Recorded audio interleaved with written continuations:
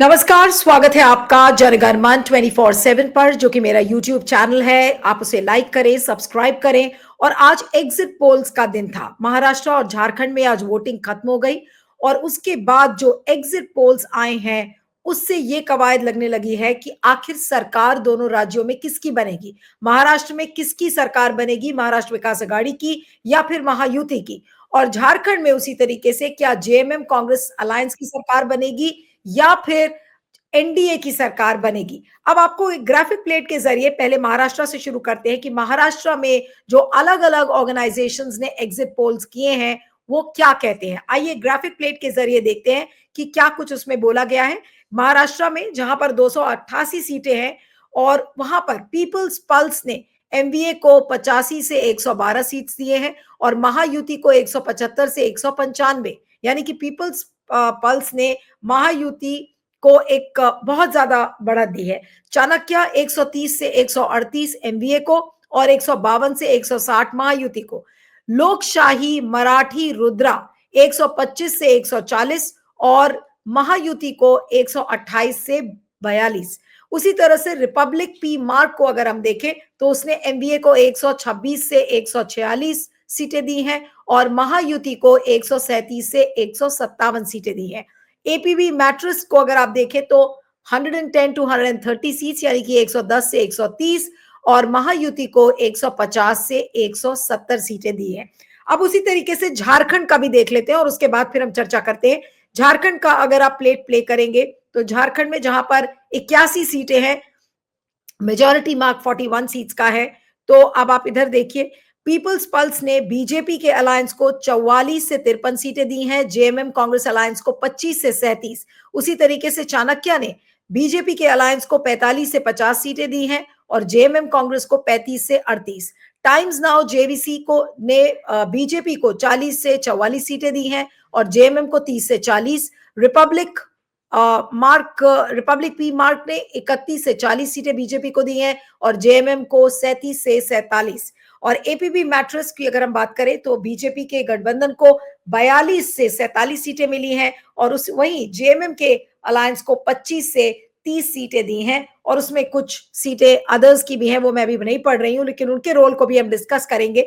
तो चलिए आज की चर्चा शुरू करते हैं कि किसकी सरकार बन रही है और ये एग्जिट पोल्स कितने विश्वसनीय हैं। क्योंकि अभी तक आपने देखा कि जितने एग्जिट पोल्स थे, चाहे वो लोकसभा के चुनाव के हो या फिर हरियाणा के चुनाव के हो या फिर अमेरिका का चुनाव भी क्यों ना हो, एग्जिट पोल्स की विश्वसनीयता खत्म होती जा रही है।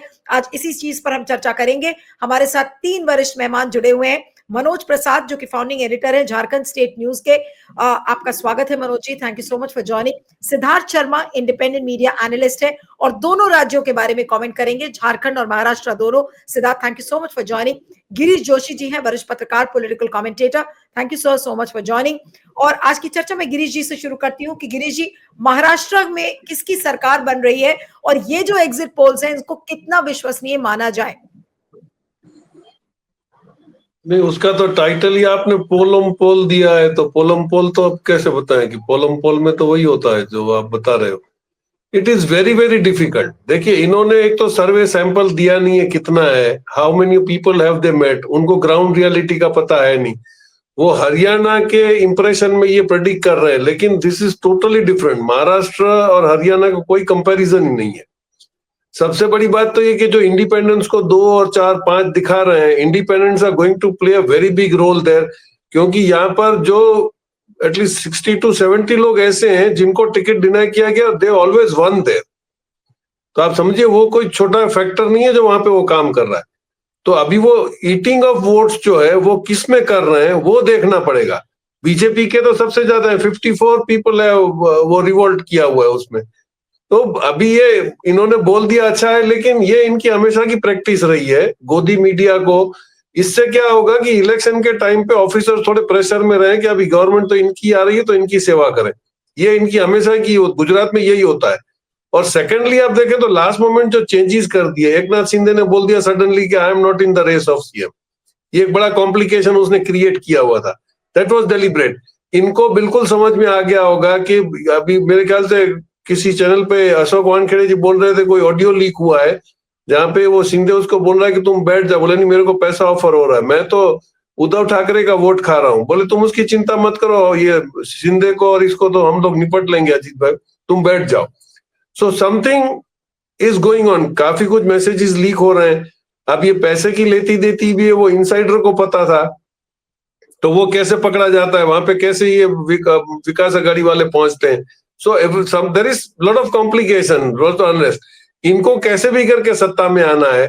अगर आपको खुद को सीएम नहीं बनना था और एकनाथ शिंदे को ही बनाना था, तो तुमने फिर शिवसेना की सरकार गिराई क्यों, शिवसेना तोड़ी क्यों?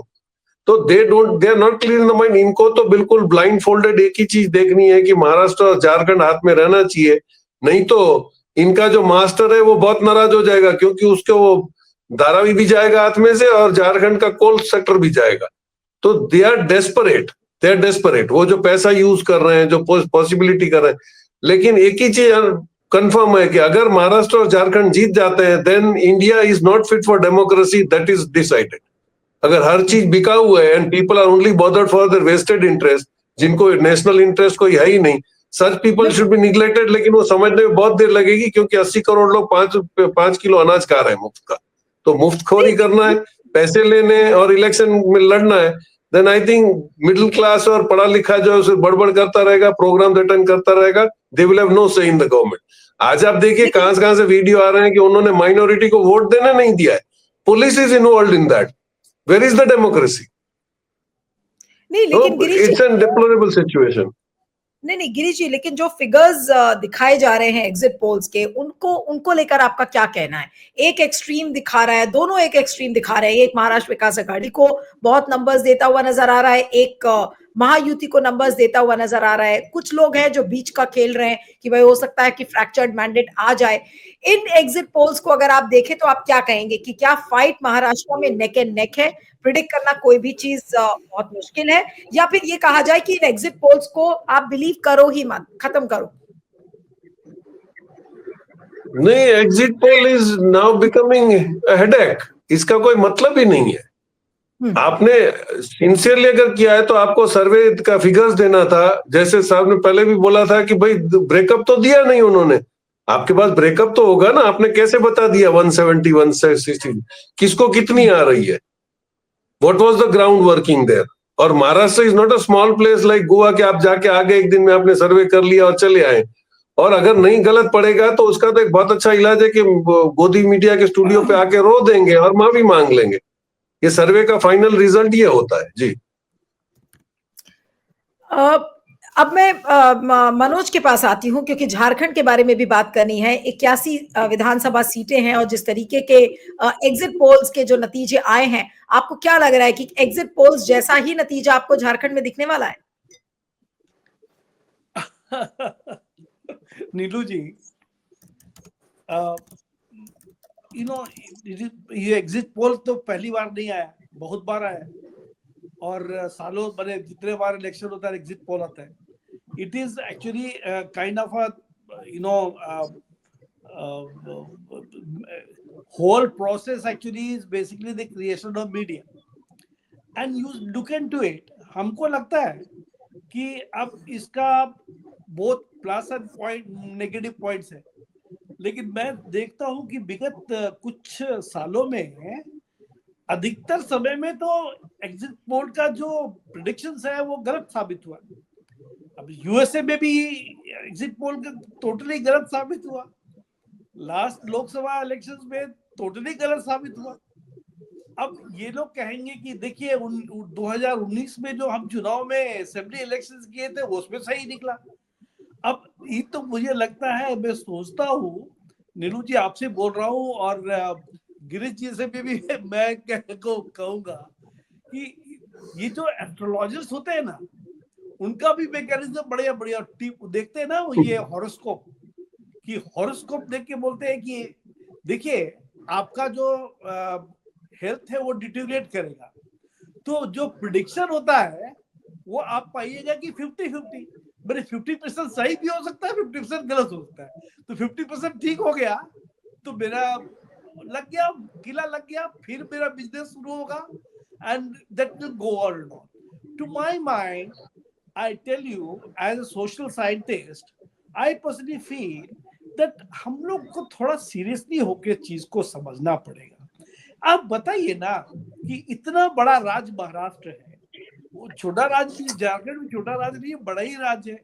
अब इस पूरे एरिया में एक दिन चुनाव होता है, आप बताइए कि हमारे पास कितना बड़ा एक ग्रुप है, 10,000 का, 50,000 का, कितने लोग जाएंगे और ये 38 कॉन्स्टिट्यूएंसी में जाकर के सर्वे करेंगे, कितने लोगों से बात करेंगे और कैसे बता देंगे कि let me tell you, it is next to impossible to make predictions. It all happened, it all started then in Europe और अमेरिका में कि हम प्रिडिक्शन करेंगे तो वही 50-50, तो 50% ठीक हुआ, 50% गलत हुआ, तो जब ठीक हो गया तो बोलते ठीक हो गया, तो बिजनेस चलता रहता है। टू माय माइंड आप देखिए ना कि आज के दिन में आपने ही कहा था कि ये जितने एजेंसीज आए हैं उसमें 2-3 लोग तो एकदम नया नाम है, पता नहीं कहाँ से टपक पड़े, मालूम नहीं, लेकिन आज के दिन में वो सारे लोग सोशल मीडिया में, प्रिंट मीडिया में और टेलीविजन मीडिया में, everywhere their names have figured. So it is a big business game that is going on. To my mind, उसी दृष्टिकोण से देखा जाए, मुझे लगता है कि रिजल्ट्स को उतने दृष्टिकोण से देखकर हम देखते हैं तो अब 24 घंटे के बाद तो मालूम चल जाएगा रिजल्ट्स क्या हो। तो अब कुछ लोग कहेंगे कि देखिए अगर जोड़ तोड़ करना है तो सबका एवरेज मान लीजिए और उसको हम दिखा दें कि करीब करीब इधर ही से होने वाला है। मुझे लगता है कि ये जल्दीबाजी में निर्णय करना गड़बड़ होगा। मैंने as a social scientist I personally feel that it is very difficult to make predictions about the results, but yes definitely when we look into the entire process जो इलेक्शन हो गया उसमें कुछ मुद्दा तो बहुत ही इंपॉर्टेंट है जो कि जनता को समझना चाहिए। और मुझे लगता है नीलू जी आप इतने सीनियर जर्नलिस्ट है, मुझे लगता है कि आज के दिन में मेथोडोलॉजी जो है, ये जो सर्वे करते हैं इस मेथोडोलॉजी को जैसे नहीं, आप गिरीश जी ने बहुत बढ़िया बात कहा कि बताइए ना कि कितने लोग इसको आप कहाँ किए, कितने बूथ में जाकर के अपने लोगों को बताए, कुछ तो पता ही नहीं है। ये तो इतना बोल दिया कि इतना सीट आएगा, इतना सीट आएगा, अरे भाई उससे बोलने के लिए तो anybody can go there in the any political party, they have better organizations to make predictions, and हमको लगता है वो सर्वे भी कराते हैं, ऐसी बात तो नहीं है। लेकिन तब ये है कि व्यूअर्स के लिए ये बड़ा चर्चा का विषय है और हम लोग डिस्कस भी कर रहे हैं, लेकिन हमको लगता है we should not be bothered much about this particular thing, and हम लोग को ये डिस्कस करना चाहिए कि आज जो इलेक्शन खत्म हुआ उसका मेन फीचर्स क्या रहा। मैं बताता हूँ झारखंड के बारे में, मैं बताता हूँ महाराष्ट्र के बारे में। एक कॉमन चीज है जो कि हम लोग को सोचना चाहिए कि ये पूरे इलेक्शन रिजल्ट्स जो अभी आने वाला है 2 दिन के बाद, उसका एक इतिहास तो जरूर लिखा जाएगा कि झारखंड में एब्सोल्युटली इंसिडेंट फ्री इलेक्शन का रिजल्ट यहाँ आया, कोई वायलेंस नहीं हुआ। आप देखिए कि ये जो एरिया जहां जहां चुनाव हुए हैं ये नक्सलाइट इन्फेस्टेड एरियाज, कम से कम यहाँ पर 38 जगहों में 22 जगह नक्सलाइट हिट एरियाज था, जहां की आज के दिन में कोई पोलिंग बूथ में बाइकआउट नहीं हुआ, कोई वायलेंस इंसिडेंट नहीं हुआ। तो ये बहुत बड़ा मुद्दा है। मुझे लगता है कि पहली बार हम लोग का जो डेमोक्रेसी है इसमें नक्सल वायलेंस फ्री इलेक्शंस, मुझे लगता है कि सालों साल के बाद में ये महाराष्ट्र में भी तो वही हुआ, महाराष्ट्र के भी बहुत सारे एरियाज हैं जो कि नक्सल इन्फेस्टेड रहे, वहां भी कोई वायलेंस या नहीं हुआ। तो this is a very positive part that I will like to point out. Second important point that basically we should look into, that is very important कि all political parties they पहले चुनाव में आप देखिए, अभी जो चुनाव हुआ रिजल्ट आया, किसी भी पॉलिटिकल पार्टी ने झारखंड में खास करके दूसरे पार्टी को मेजर वे में ब्लेम नहीं किया कि आपने यहाँ कुछ ये करा दिया या लूट कर रहे हैं या वो कर रहे हैं। अभी तक तो कोई आज के दिन में कोई रिपोर्ट नहीं आया। ये बड़ा पॉजिटिव बात है जो डेमोक्रेसी के लिए, खास करके in a backward area like Jharkhand, जहाँ की हमको लगता है कि सालों के बाद 2014 नहीं 2000 हमको याद, आई डोंट रिमेम्बर कब इतना वायलेंस फ्री इलेक्शंस इस राज्य में हुआ हो। तो ये बड़ा बहुत बड़ा मुद्दा है। ओके, तो आप इसमें तीसरा बात मैं बोलना चाहूंगा नीलू जी कि ट्रेंड्स को अगर आप देखते हैं तो मुझे एकदम साफ दिखाई पड़ता है कि द रिजल्ट्स आज के 2 दिन के बाद हम लोग को दिखाई पड़ेगा। लेकिन इतना पक्का है कि झारखंड मुक्ति मोर्चा और कांग्रेस जिस तरह से, और ये खास करके आरजेडी, इन लोगों ने एक अपने आप को अगेंस्ट सो मेनी ऑड्स, जो करप्शन चार्जेस लगा था सुप्रीम कोर्ट ने और हाई कोर्ट ने उसको टोटल रिजेक्ट किया कि यहाँ पर there was no evidence against Hemant Soren. It's a very important issue because he was basically put behind the bar. Due to that Jharkhand Mukti Morcha split. Other person actually जो चंपई सोरेन चले गए. लेकिन आप देखिए सच्चाई क्या है, यही है कि ये पूरे इलेक्शन में जो रिजल्ट अभी आएगा उसका that is the impact of this that we should look into कि रूलिंग डिस्पेंसेशन जिस तरह स्ट्रांगली इस चीज को आगे बढ़ के फाइट किया वो भी बहुत सराहनीय है. रिजल्ट्स क्या होगा मुझे नहीं मालूम, लेकिन मुझे लगता है कि हेमंत सोरेन, कांग्रेस पार्टी और ये उनकी वीकनेसेस है जिसके चलते they are going to suffer in the time to come. अभी रिजल्ट दिखाई पड़ेगा. मुझे लगता है कि Jharkhand Mukti Morcha has suffered this setback mainly because of the odds that were basically they had to confront in the situation here. And Congress party, leaderless party, those most of the MLAs actually those who won there in 2019. अब देखिए ना कि ये जो India alliance है क्या है, Congress and Jharkhand Mukti Morcha and RJD and left party का एक ही तो एमएलए यहाँ पे है. मनोज इस पॉइंट पर बाद में आते हैं, इस पॉइंट पर बाद में आते हैं, लेकिन मैं सिद्धार्थ के भी इनिशियल कमेंट्स ले लेती हूँ कि सिद्धार्थ ये जो एग्जिट पोल्स हैं कितना विश्वसनीय है ये एग्जिट पोल्स, और क्या अब समय आ चुका है कि एग्जिट पोल्स के बाजार को बंद कर दिया जाए? बहुत सारे लोग ये भी कह रहे हैं कि भाई नीलू जी मुझे एक बात कह रही थी, नीलू जी आप इसको बंद करवा दीजिए तो बेटर रहेगा. Let us discuss about some major issues about this particular issue and I think this should be done. नहीं, लेकिन आज हम लोग सब मजबूर हैं एग्जिट पोल्स को डिस्कस करने के लिए. Even though we don't want it, we have to do it. Siddharth आपका क्या मानना है? ये जो एग्जिट पोल्स रिजल्ट आए हैं दोनों राज्यों के, महाराष्ट्र और झारखंड, उसके बारे में भी कमेंट करिए और एग्जिट पोल्स की दुकान पर भी कुछ कमेंट करिए. ठीक. नहीं, भारत में हर व्यक्ति को कुछ भी काम करने की स्वतंत्रता है. दूसरी बात यह है कि भारत में हमें ये मानना पड़ेगा कि बहुत सारे लोग, करोड़ों लोग जो न्यूज देखते हैं, जो समाचार देखते हैं, उसमें भी एक एंटरटेनमेंट फैक्टर रखते हैं. बहुत सारे, जैसे मेरी माता जी हैं, 83 साल की हैं, थोड़ा चलने फिरने में उनको दिक्कत है, तो दिन भर वो टीवी देखेंगी. अब स्वाभाविक है, क्रिकेट मैच तो नहीं देखेंगी, वो बिग बॉस तो नहीं देखेंगी, वो देखती हैं समाचार. तो समाचार में थोड़ा सा मनोरंजन का पुट होना चाहिए. तो इसीलिए मैं एग्जिट पोल बंद करने की बात नहीं कर रहा हूँ, लेकिन मैं उसका संदर्भ बता देता हूँ. आप मेरे ख्याल से बहुत पहले, आपको थोड़ी बहुत आपने खेल पत्रकारिता की है, तो आज से 25 साल पहले जब हम कॉलेज वॉलेज में पढ़ते थे, जब हम क्रिकेट मैच देखने जाते थे, अभी तो क्रिकेट मैच पूरा टेलीविजन पे चलता है, तो मैच जब शुरू होता था, जब टॉस पड़ता था ना, बहुत दूर होता था, हमें पता ही नहीं लगता था टॉस कौन जीता है. जब तक अगली टीम बैटिंग करने के लिए नहीं उतरे, तब तक पता ही नहीं लगता था कि टॉस में जीता कौन है, क्योंकि टीवी पर देख नहीं पाते थे, वहां कोई कमेंट्री नहीं आ रही होती थी. तो एग्जिट पोल जो है वो सिक्का उछाल जैसा है, एक बार हेड्स गिरेगा, एक बार टेल्स गिरेगा, आप बोल नहीं सकते कि क्या गिरेगा. और इसका उदाहरण आपको मैं दे देता हूं कि 6-8 महीना पहले भारत में चुनाव हो रहे थे, भाजपा को अब की बार 400 पार बोल दिया लोगों ने, एग्जिट पोल ने भी बोल दिया 400 पार, लेकिन 200 पार आते आते उनकी दिक्कत हो गई. कुछ महीने बाद हरियाणा में चुनाव हुए, सब लोगों ने कहा कि कांग्रेस तो वहां धड़ाधड़ जीत रही है, तो कांग्रेस हार गई. और सबसे तरोताजा उदाहरण आपने ही अभी बताया कि अमेरिका में चुनाव हुआ था. वॉशिंगटन पोस्ट से लेकर लॉस एंजलिस टाइम्स तक सभी लोग, जो मेन स्ट्रीम मीडिया है वो कह रहा था कि कमला हैरिस जीतेंगी, और जीत गए ट्रंप. उसका कारण है, मैं मुख्य बात पर आता हूं कि कारण पर, कि पिछले 5-7 साल में लोगों का जो मीडिया पर निर्भरता है वो प्लेटफॉर्म में अंतर आ गया है.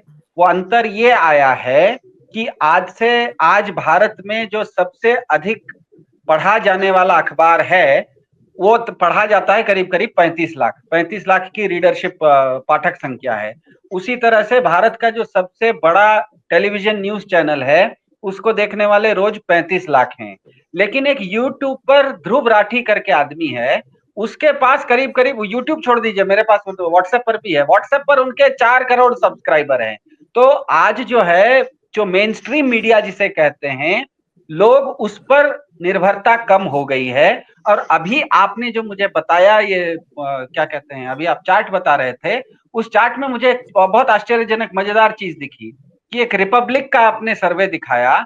रिपब्लिक के सर्वे ने महाराष्ट्र में भी भाजपा के महायुति को हारते हुए दिखाया है, और झारखंड में भी भाजपा के गठबंधन को, एनडीए को हारते हुए दिखाया है। इसका मतलब ही है कि लगता है कि हिरेन जोशी जी का अर्नब गोस्वामी के ऊपर जो होल्ड था वो थोड़ा कम हो गया है, ऐसा लग रहा है, ये स्पष्ट दिख रहा है इसमें। तो तीसरी और एक डाटा बताता हूँ, 1952 से भारत में चुनाव होते आ रहे हैं, करीब करीब 70 साल से, 70-72 साल से आज तक एक बार भी भारत में किसी भी चुनाव में जो क्षेत्रीय दल हैं उनको 45% से कम वोट शेयर कभी नहीं मिला है, चाहे वो राष्ट्रीय चुनाव हो या क्षेत्रीय चुनाव हो। दूसरी तरफ जो भी तथाकथित राष्ट्रीय दल हैं, आज के डेट में वो भाजपा है, कभी पहले वो जनता पार्टी होती थी, कभी वो कांग्रेस भी है, तो कभी भी किसी भी राष्ट्रीय दल को किसी भी चुनाव में, चाहे लोकसभा चुनाव हो या राज्यसभा विधानसभा चुनाव हो, 45% से ज्यादा वोट शेयर नहीं मिला है। तो भारत में अभी भी जो हाल फिलहाल में जो लोकसभा चुनाव हुआ था, उसमें से हर 3 आदमी में से 2 आदमी ने भाजपा को वोट नहीं दिया था, एक ही आदमी ने वोट दिया था भाजपा को। मतलब कहने का मतलब यह है कि क्षेत्रीय दलों की भूमिका को आप हल्का करके नहीं आंक सकते। और महाराष्ट्र और झारखंड, इन दोनों चुनाव में सबसे ज्यादा महत्वपूर्ण, मेरे ख्याल से जोशी जी ने भी बताया, क्षेत्रीय दल ही है। महाराष्ट्र में तो 6 क्षेत्रीय दल, राष्ट्रीय दल पीछे चले गए हैं। भाजपा का जो महायुति है, वो अगर आपके शिंदे जी नहीं रहे और अजित पवार नहीं रहे तो भाजपा का खड़ा होना मुश्किल है। उसी तरह से अगर उद्धव ठाकरे और शरद पवार नहीं रहे तो कांग्रेस का खड़ा होना मुश्किल है। तो इसका मतलब ही यह है कि ये इतना जटिल चुनाव है, इतना ज्यादा क्षेत्रीय दल हैं कि मेरे ख्याल से जो एग्जिट पोल कह रहे हैं उनको मनोरंजन के लिए अच्छी बात है, लेकिन वो टॉस जैसा है, वो इधर गिरेगा या उधर गिरेगा, ये दोनों में से कोई नहीं कह सकते। और जहां तक चुनाव के नतीजों की बात है, मेरी टीम झारखंड में भी और महाराष्ट्र में भी काम कर रही है। अगले सेगमेंट में चाहिए तो मैं अपनी गर्दन बाहर निकाल के कितनी सीट आती है, क्योंकि गिरीश जी ने चैलेंज किया है कि इन सब पोलस्टर्स ने, किसी ने ये नहीं बताया कि कहाँ कितनी सीट आएगी। तो मैं मेरी टीम के फीडबैक के अनुसार अगले सेगमेंट में मैं आपको बता दूंगा कि किस किस पार्टी को ब्रेक के साथ की कितनी सीटें आने की संभावना है। जी, लेकिन जो एक तस्वीर दिख रही है गिरीश जी, दोनों राज्यों की, चाहे वो झारखंड हो चाहे फिर महाराष्ट्र हो, जिस तरीके की एक जो टेक अवे है आज के एग्जिट पोल का कि भाई महायुति महाराष्ट्र में सरकार बना रही है और एनडीए की सरकार झारखंड में बन रही है। तो अगर ऐसा रिजल्ट आता है तो फिर बीजेपी की बल्ले बल्ले, मोदी जी की बल्ले बल्ले, और फिर इंडिया अलायंस तो भूल ही जाए कि उसका क्या भविष्य होगा। नहीं नीलू जी, बीजेपी की एक बात पे तो मुझे पूरा भरोसा है। आप देखिए, उनका तो एक ही है कि जहां जीतते हैं वहां सरकार बनाते हैं, जहां हारते हैं वहां जरूर बनाते हैं, ये उनका पॉलिसी है। तो वो हार भी गए तो उससे कोई फर्क नहीं पड़ेगा। आप देख लीजिए परचेसिंग पावर क्या है। अगर सिटिंग गवर्नमेंट को 50 खोखे में अगर तोड़ दिया जाता है तो where is the democratic science? वहां पे कोई पॉलिटिकल साइंस नहीं चलेगा। वो मोदी जी वाली थियरी है, 2AB प्लस स्क्वायर का 2AB एक्स्ट्रा निकलेगा, वो 2AB एक्स्ट्रा जो 23 तारीख को निकलेगा वो गवर्नमेंट बनवाएगा। और वो 2000 है, कम नहीं है, 2000 इंडिपेंडेंट्स। वही मैं समझ रहा हूँ कि इनका वो गणित समझ में नहीं आ रहा है। इवन लोकल अगर जर्नलिस्टों से बात करो तो वो जो वहां पे फूट के गए, वो भी किसके लिए फूट के गए, what was the cost, what is the price paid to them. तो it is very difficult to say that. Jharkhand का तो एस्टिमेट बहुत गलत पड़ेगा, क्योंकि झारखंड में इट्स ए डायरेक्ट वॉर। यहां पर तो फिर भी आपने 4 फ्रैक्शंस किए हैं तो आपको भरोसा नहीं, एक दूसरों का भरोसा नहीं। वो क्या, Fadnavis is pulling out his own games, Ajit Pawar is doing something else. तो वहां पे it is difficult to predict. UP में जैसे आपको पता है कि भाई कुछ वोट बैंक्स को तोड़ दिया गया है, कुछ आ रहा है, तो दैट गेम के। एक बात आप समझ लो कि ये लोग सब जगह में गिमिक कर सकते हैं जहां पे उनका एडमिनिस्ट्रेशन है। जिस स्टेट में इनका एडमिनिस्ट्रेशन नहीं है वहां it is very very difficult for them to manipulate the things. वो आप वेस्ट बंगाल में नहीं कर पाए, तेलंगाना में नहीं कर पाए, कर्नाटक में नहीं कर पाए, साउथ में तो आप कर ही नहीं पाते हो। और सीरियसनेस ऑफ वोटिंग आप देखिए कि रेगुलरली जब राहुल गांधी भी बोल रहे थे कि भाई इलेक्शन पूरा होते ही आप 17C फॉर्म को वायरल कर दो, आप उसको पब्लिसाइज कर दो।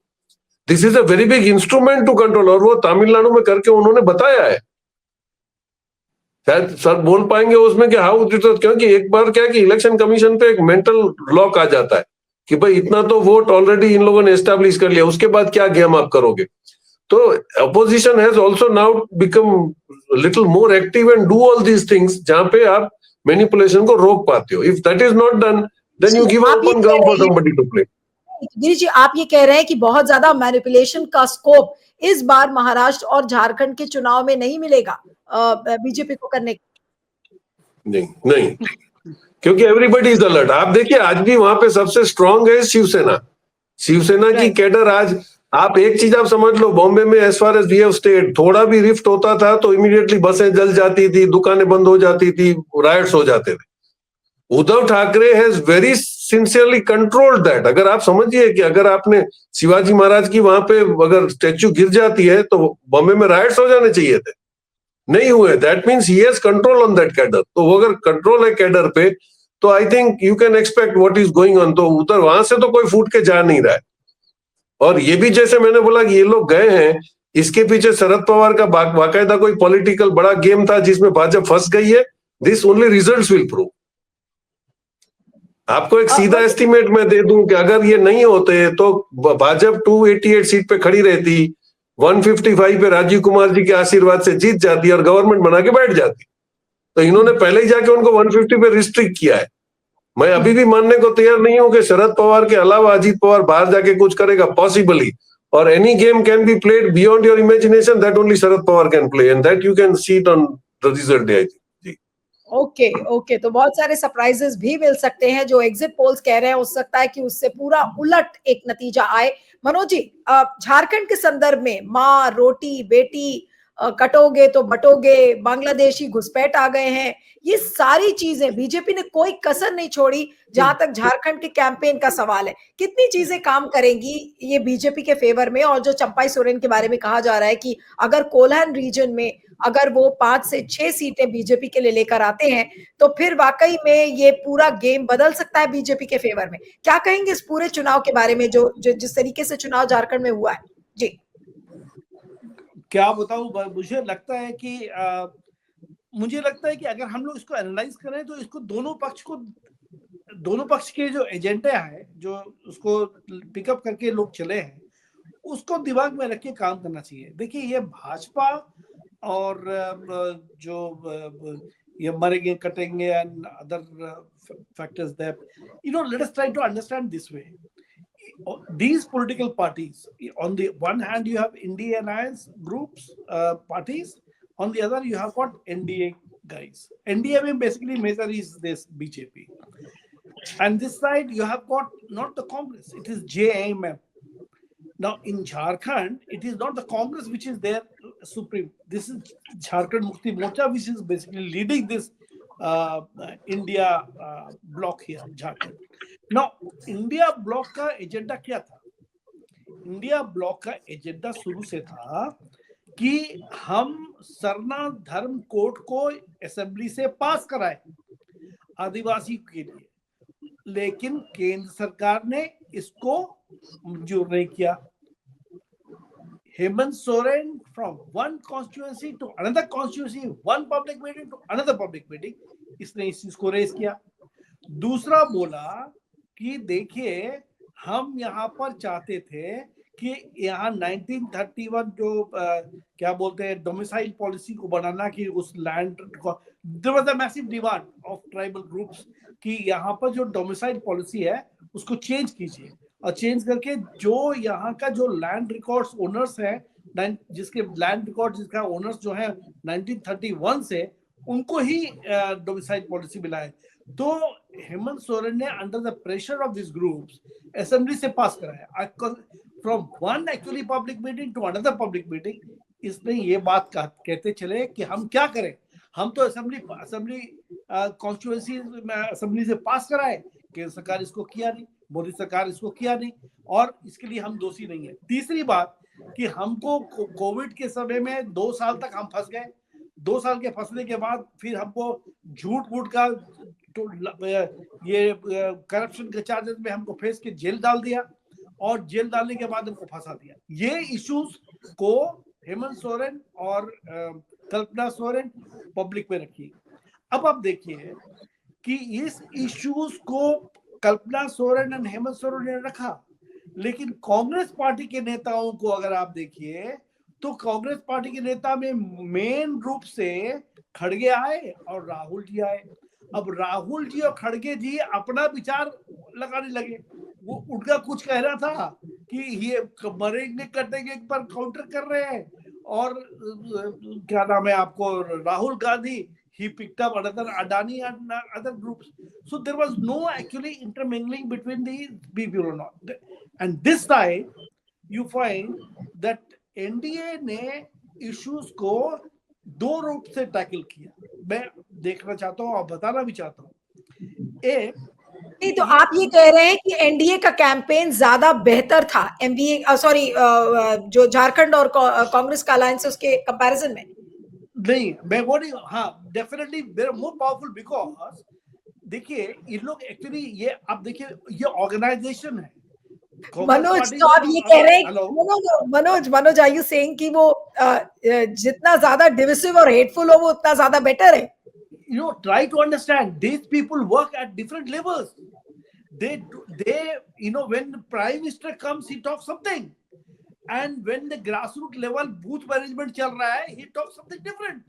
So they play a very actually big strategy at the upper level. Let me tell you one thing: you have print media, you have television media, you have social media.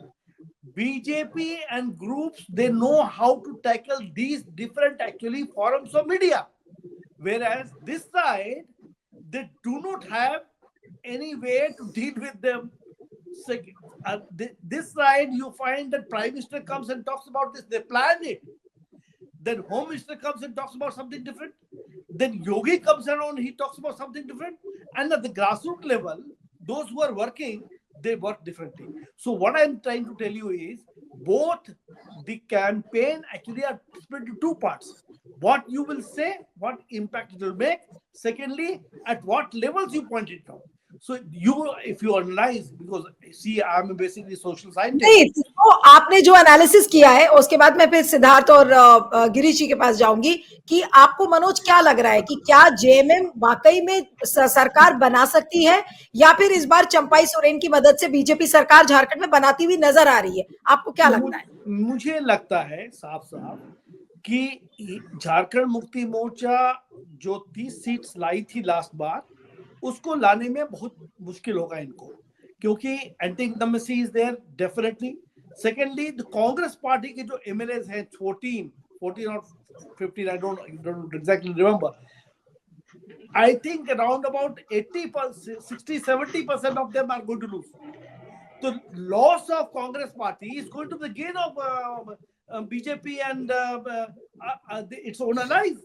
So what happens is ultimately I find that it's quite likely that BJP-led alliance is going to form the government in Jharkhand. And then the problem will emerge.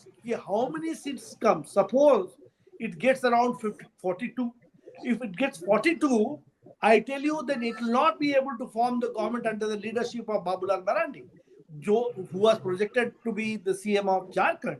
Then Champai Soren is going to become the major actually leader, because he will actually gain about 6, 7, 8 seats in Kolhan and Santhal Pargana region. Then BJP is a smart party. It's a very, they know the future of BJP and all. This is what they did in Maharashtra. That Shinde को बना दिया वहाँ पे, यहाँ पर उसको बना देंगे. तो हमको लगता है कि yes, BJP and this NDA alliance has got upper hand and are likely to form the government Jharkhand. ठीक है. Jharkhand. This is the way I look at it.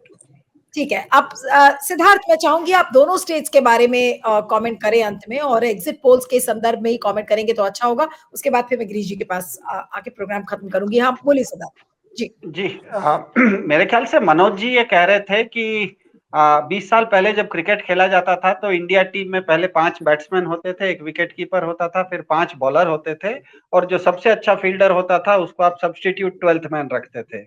लेकिन जब से आईपीएल आया है तब से सारे लोग हो गए हैं ऑलराउंडर्स, और ऊपर से एक इम्पैक्ट प्लेयर भी डालते हैं। तो भाजपा आईपीएल के मॉडल से खेल रही है, वो किसी भी एंगल को छोड़ना नहीं चाह रही है, जो कि उनके चुनाव लड़ने का तरीका है, उस पर हम प्रश्न चिन्ह नहीं लगा सकते।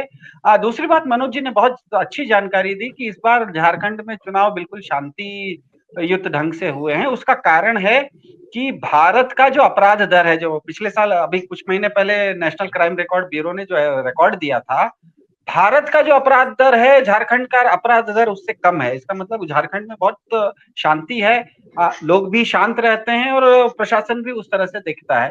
तो खैर, मैं अब आता हूँ मुख्य बात से। मैंने बोला था कि मैं अपनी गर्दन बाहर निकाल के कहूंगा कि कहाँ कितनी आएंगी। तो झारखंड में मेरे ख्याल से सिंगल लार्जेस्ट पार्टी, सबसे बड़े दल के रूप में झारखंड मुक्ति मोर्चा उभरेगा, और बीजेपी बस थोड़ा ही कम रहेगा, लेकिन बीजेपी भी निकट उसी के पास में रहेगी। कांग्रेस और झारखंड मुक्ति मोर्चा मिलके सबसे बड़ा अलायंस भी बनेंगे, लेकिन वो मेजोरिटी के पास रहेंगे या नहीं रहेंगे पता नहीं। दूसरी तरफ झारखंड में जो छोटी, क्या फ्रैक्चर्ड मैंडेट आने की गुंजाइश आपको लग रही है दोनों राज्यों में? मैं दोनों राज्यों की बात कर रही हूँ। हाँ, दोनों राज्यों में अगर आप सिर्फ राजनीतिक दलों के रूप में लीजिएगा तो फ्रैक्चर्ड मैंडेट आ सकता है, लेकिन प्री पोल अलायंस के रूप में जो है वो फ्रैक्चर्ड मैंडेट नहीं भी आ सकता, एक तरफा भी आ सकता है। एक तरफा का मतलब और दूसरी बात कि झारखंड में बहुत सारे जो छोटे छोटे दल हैं, चाहे वो आरजेडी हो, चाहे वो एजेएसयू हो, चाहे जेडीयू हो, चाहे जयराम महतो जी हो, सीपीआई हो, इंडिपेंडेंस हो, इन लोगों को भी किसी को 2, किसी को 3, किसी को 5 सीट आएंगी। तो ये तो होगा झारखंड में, मैंने अपनी गर्दन निकाल के बोल दी। महाराष्ट्र में भाजपा सिंगल लार्जेस्ट पार्टी बन के उभरेगी, लेकिन 100 सीट पार नहीं करेगी, 100 से नीचे रहेगी।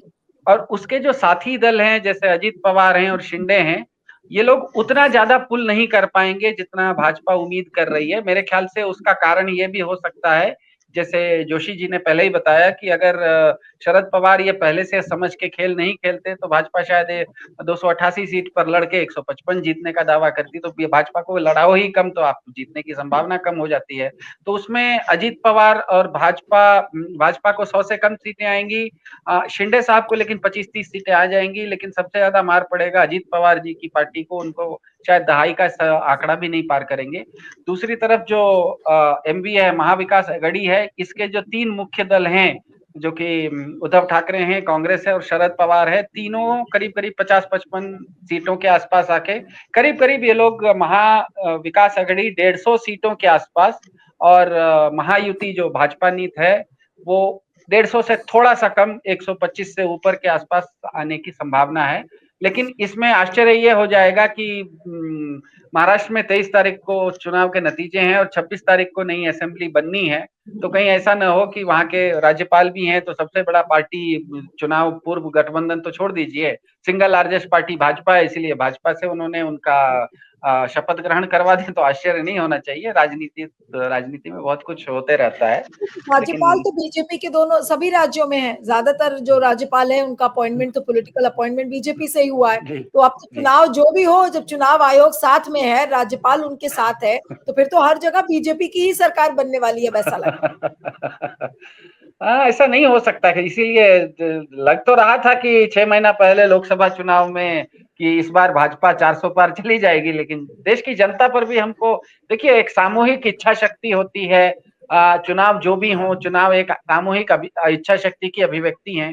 तो हमें ये मानना चाहिए कि there is something called as collective wisdom, और कलेक्टिव विजडम शायद लोगों को सही दिशा में ले जाता है, ऐसा माना जा सकता है कि वो माने अलावा कोई दूसरा चारा भी नहीं होता है, वही मानना पड़ेगा। जी। गिरीश जी, जो कलेक्टिव विजडम की बात अभी सिद्धार्थ कर रहे थे, जब जिस जनता को और 1500 से 2000 रुपए में खरीदा जाता है, कोई लड़की बहन योजना दे दिया जाता है, फिर फ्री बस राइड दे दी जाती है, फिर कुछ इस तरीके की लोक लुभावन नीतियां दे दी जाती हैं। तो जनता अपना आपको लगता है कि दिमाग वाकई में इस्तेमाल कर रही है? हमारे लोकतंत्र को क्या हो गया है? आज एग्जिट पोल्स चाहे जो भी हो, लेकिन आपको क्या लग रहा है कि नतीजा तो फिर ऐसा लगता है कि बीजेपी के फेवर में ही आने वाला है? नहीं, इस बार थोड़ा कैलकुलेशन मिसकैलकुलेशन भी हो सकता है।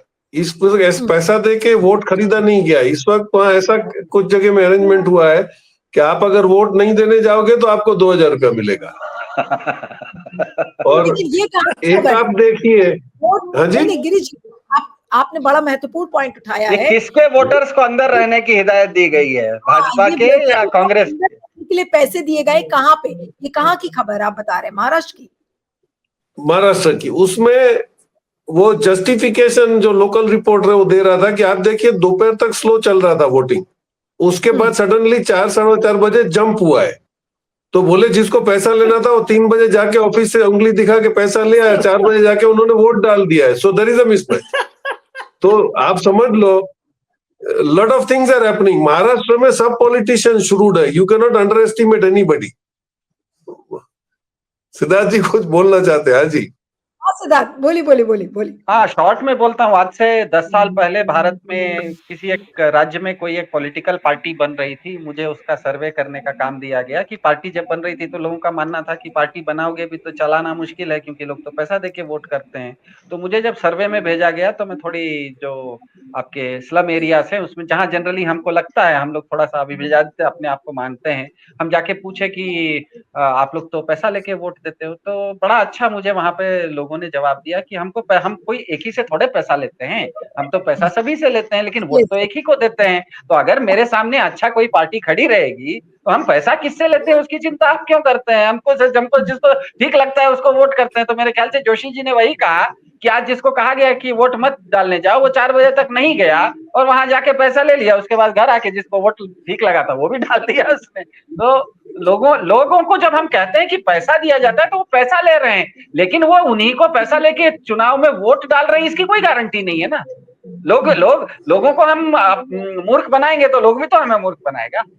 बिल्कुल। तो चलिए, आपने शुरू में कहा कि इस एग्जिट पोल को उन्होंने बताया कि हमारे प्रोग्राम में एंटरटेनमेंट होना चाहिए। तो मैं आपको प्रैक्टिकल केस बता देता हूँ। हमारे यहाँ पे एक जगह पे वोटिंग चल रहा था। I knew the deputy collector. तो हम लोग बाहर खड़े थे तो बोलता है अजीब एक वाकया हो गया। आज एक आदमी आया, उसने बूथ में जाके वो वहां बटन दबाने की बजाय सर खुजा रहा था। तो हमने बोला जल्दी करो भाई, बटन दबाओ। बोलता है सर रात को दारू किसने पिलाया, वो पार्टी का नाम भूल गया मैं। मनोज जी भी कुछ कहना चाह रहे। जी मनोज जी बोले। No, ये so nice to hear Joshi ji, and out of fun it's a good thing to teach. But I am talking about something which is अरे very मनोज जी, आज सिद्धार्थ ने कहा था ना कि आज एग्जिट पोल्स को एंटरटेनमेंट शो की तरह ही डिस्कस करिए, इसलिए मैंने भी सोचा गिरीश जी ने चांद लगा दिया ऐसे एग्जांपल से देकर। I am so thankful to you that you have given me an opportunity to put forth my own opinion on what I have observed. I was recently, just about 3 days back, I was there in one of the tribal belt along with my wife.